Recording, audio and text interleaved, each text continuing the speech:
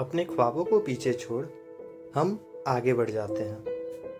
अपने परिवार की खुशी के खातिर हम अपने सपनों को मार देते हैं। हम लड़के हैं जनाब। अपने परिवार के लिए हम अपने ख्वाबों को हंसते हंसते मार देते हैं। माँ के आंखों में एक बूंद हम आंसू नहीं देख पाते।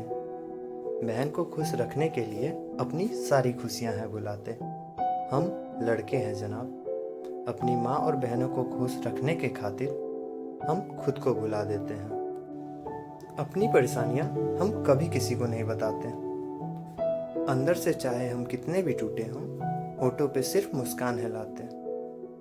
हम लड़के हैं जनाब। रात भर रोने के बाद भी तकिया गीला होने की वजह पसीना बताते हैं।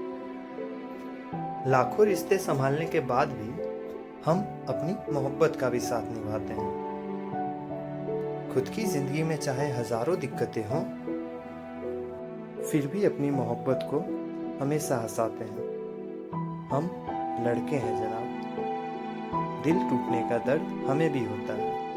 रिश्ते छूटने के बाद बंद कमरे में हम भी आंसू बहाते हैं। गलती किसी एक से होती है और बदनाम हम सारे हो जाते हैं। हम कभी किसी से बात करने से रोकते हैं क्योंकि सामने वाले की फीलिंग हम पहले ही समझ जाते हैं।